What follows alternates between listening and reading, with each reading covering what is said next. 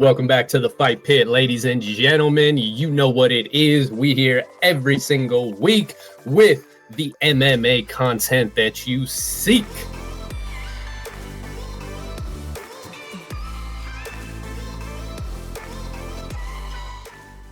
The Fight Pit, ladies and gentlemen. Welcome back to it. It's your boy, Drew, High Fight IQ, the Daywalker, the highest in the room. And today it is an extreme honor of mine. You guys know that I hold it down for the 209. I do my best to represent the Scrap Pack everywhere I go. We officially have our very first Scrap Pack member in the Fight Pit. He is a member of the El Nino Training Center. He is a UFC featherweight, undefeated, 9-0 with 6 finishes. Coming to us by way of the Philippines, but fighting out of the area. It is the Hurricane, Hyder Amil. Welcome to the Fight Pit, brother. It's truly an honor. Thank you so much for doing this. How are you doing today? We'll get all the official stuff out of the way. How is 2024 treating you so far? Been really good. It's been a really big year for me. Making my pro debut. A lot of big things happening. About to have my first official UFC fight. About to have my second July 20th.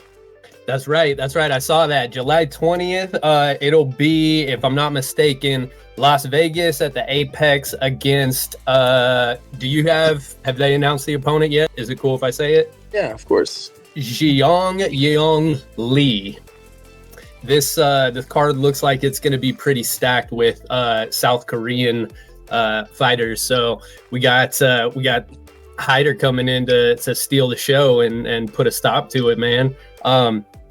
First off, I always ask everybody this on their first time in. How did you get into mixed martial arts? I got into MMA. I started American kickboxing. Then a lot of people in high school freshman year was like, hey, man, you got to play football. I guess I was pretty fast or whatever. So started playing football. I met someone on the football team, convinced me to do wrestling. And then since I knew how to kickbox and wrestle, I was like, hey, man, why don't I go do some jiu-jitsu? Started doing jiu-jitsu. Then I had my first MMA fight when I was like 16, 17. So that's kind of what got me in MMA. Pretty much the community, I was never really into sports, honestly. It was just all my friends seeing like potential in me and stuff like that, and me just going for it. So that's what got me into it. Well, thank you to the friends, man, because how freaking awesome has that worked out? I've seen posts lately, people asking you about, future opponents, and a lot of the names that you've had. You're pretty much on a revenge tour for El Nino right now.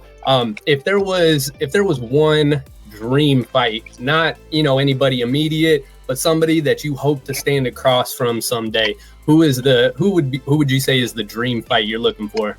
Me and Ilya Topuria. Yeah, I gotta say that would do big. That would do big. That'd be a great fight. It'd be a big fight. It'd be definitely like a fan favorite fight. Me and him like to throw down and stuff like that. I think out of everyone he has, I think I probably would stand the best chance to beating him. But for sure, it'd be an exciting show, and I know that him and I will probably have a nice little slugfest. More like a boxing match, striker, match. So, and he's a big name, and if I can pin the towel, I'm doing it. Let's do it. Hell yeah, sign me up. Take my money now. I'll pre-order that right now. As you, like I said, represent the Bay Area, man. One of the homies back home. I can't get enough of, seeing guys from our area doing big things, coming up, doing, making big names and getting the recognition that they deserve. As somebody that isn't born and raised in California, what would you say is like the best part of living in California? If you had to, let somebody who's from out of state know, what's the best part about being where we're from?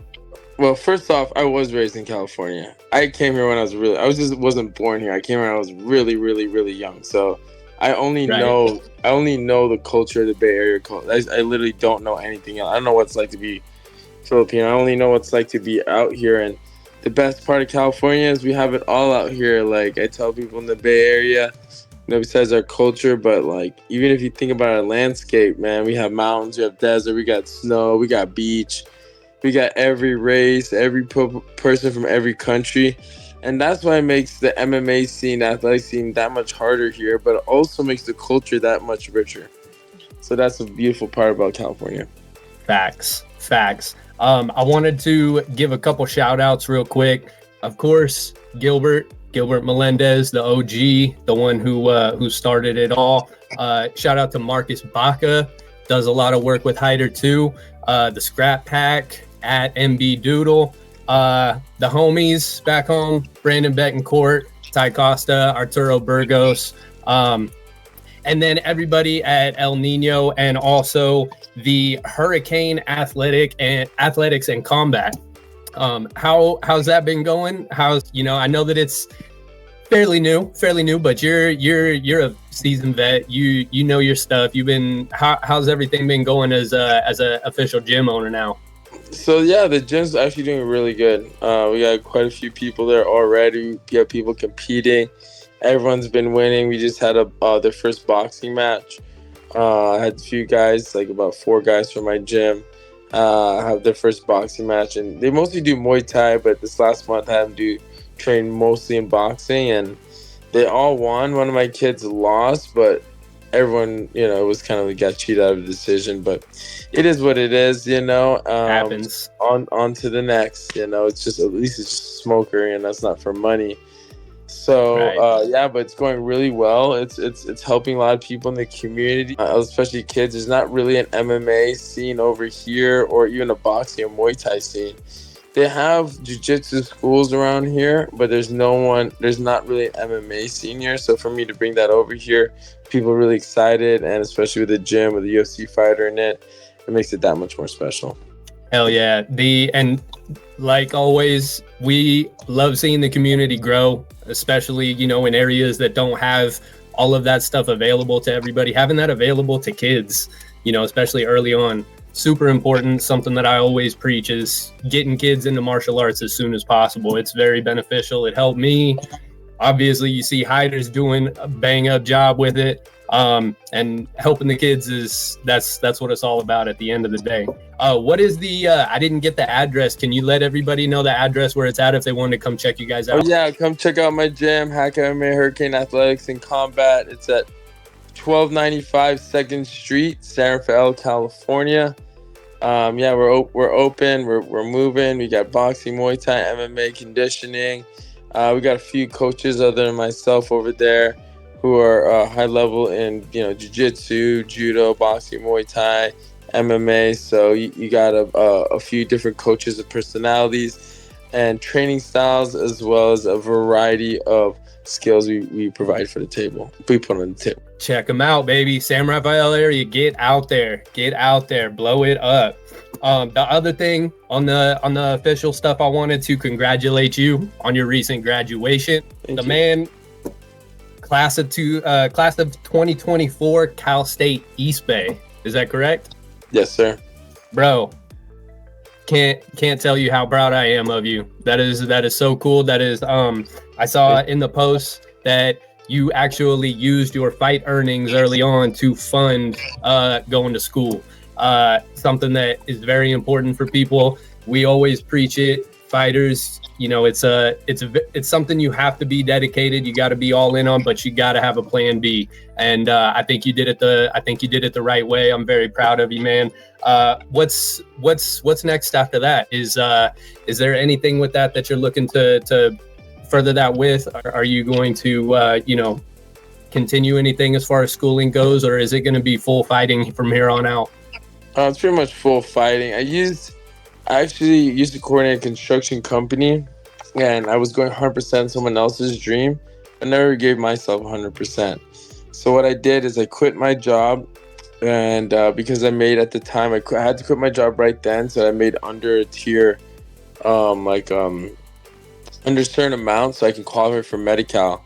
And when I qualify for Medi-Cal, it allows you to get grants for your school. and the grants allow me to get some money from school so I could use that money to live off of while I train. So it allowed me actually to train more than a normal person would because I didn't have to work, you know. And but with my fight money, I still had to make payments towards my classes because I didn't get the grants or whatever to cover that. It allowed me to live, but it allowed me to pay for the classes and live. But when I won the fights, what it did is allow me to pay for each semester. And I told myself it was going to give me a new lease in life. You know, again, I've been in some trouble before in my life, and I wasn't always on the right path, you know. And it's funny how fighting got my head straight. It got me on the right path. It gave me a new lease in life. And I told myself that I'm gonna go 100% in this. And since I'm going 100% in MMA, I can only do 1-2 classes a semester. So it took me a long time to finish this degree. And construction management is business, law, science, mathematics, engineering, architecture. It's super difficult. So, my mom raised me as an intellectual. And because of my upbringing in life, it pushed me to be a fighter because I had to survive. So I used what my mom instilled me, the hard work and education, to finish this, and fighting to give me money to pay for this. But also people need to realize, like, I have fought people and they're not the same. Like, I beat people so bad that they stop MMA their first or second fight, you know, or they quit. They maybe have like a bunch of fights and they're just done. And people need to realize that, dude, one fight, like, depending on who you fight and who is cornering you and all that, that could be it for you. And with a few guys that I fought, they're not the same. So, you know, people can be like, oh, I can go all in all fighting, but dude, you could break your leg like Conor McGregor. You could, you know, like, there's so many things that can happen in fighting, and not just in fighting, but in life, period. You know, so it's kind of crazy to not have some kind of backup or work a little bit, and it doesn't take that much time to do a class or two, you know. Instead, a lot of fighters, they use their money on like partying or other stuff, or expending other stuff, and rather than reinvesting in themselves, you know. And yeah, it's I feel like I wanted to share that with people because, you know, for me, fighting gave me everything in my life, you know. It gave me, you know, respect. It gave me education. It gave me confidence. It allowed me to be empowered. It allowed me to reach out to others, help others with their dreams, even if it's not MMA. You know, especially with my gym, how many people and kids I have helped already. It just gives me that much more purpose in life, and it definitely helps me keep on going strong. So I owe everything to MMA. That's what's up, dude. Shout out to you. That's real spill right there, folks. Seriously, take notes. Take notes. I preach it up and down all day. You know, I've told Gilbert too. I'm sure he's sick of hearing it. I've told him so many times. Those guys, I was the oldest brother in my family growing up. Those guys were like the older brothers I looked up to growing up. They kind of guided us. They showed us, you know, when I was hitting that point where I could have gone either way, like, I might be good. I might be a fuck up for the rest of my life.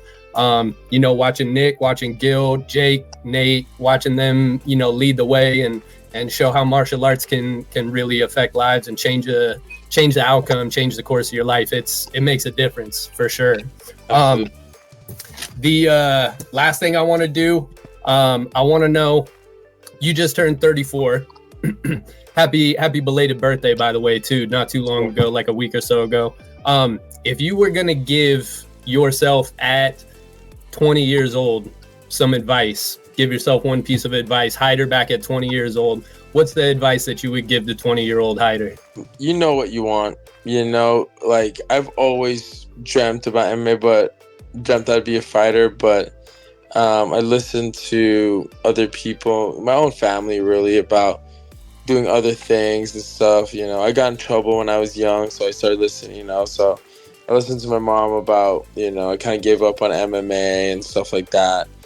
And then actually I never even chose to be back in MMA. It actually chose me. And if I were to give advice to 20-year-old me is go 100% on your dream now. You can have school, you can have everything after, but you can only have an athletic career or fighting career like younger in your life.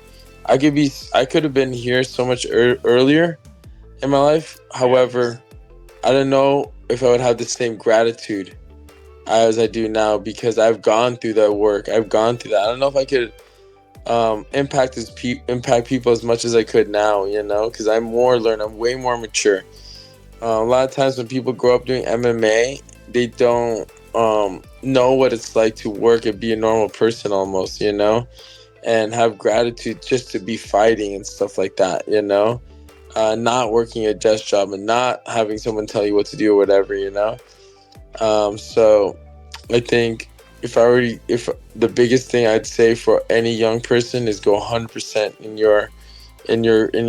and follow your heart, dude. Follow your heart and speak from the heart. Follow your heart. Be authentically you.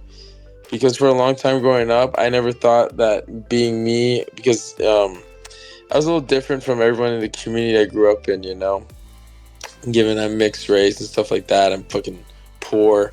I grew up more poor than anyone I know. I'm really from the bottom. When people say I'm from the bottom, I'm telling you, if you saw where I'm from, Drew, you'd really know what the bottom is, I feel you, bro. I'm from West Modesto, bro. Trust me, I know. Yeah, exactly, and so it's just a big, it's a big achievement just to even get here, but to have followed my heart despite what anyone said, despite all the doubters, and to have done it is truly a beautiful thing, and even if you don't make it in MMA, the characteristics and skills and building you get from this and the networking you get will help you in different areas in life. Imagine you're going to a job interview or other things in life is nowhere near as nerve-wracking than an MMA fight. So having just even going for this and then maybe, hey, it doesn't work out and doing something else in life. I know plenty of people who have recreated themselves in other industries and been very successful. That's the advice I'd give. Beautiful, baby. Beautiful. I'm gonna get you out of here, dude. I know you got a busy one. I cannot tell you how appreciative I am. And we've been conversing for a long time. I always got your back. You're always welcome here in the Fight Pit. We're in Hyder's corner no matter what, bro. No matter who you're going against, no matter what you're doing in life, we got your back, baby.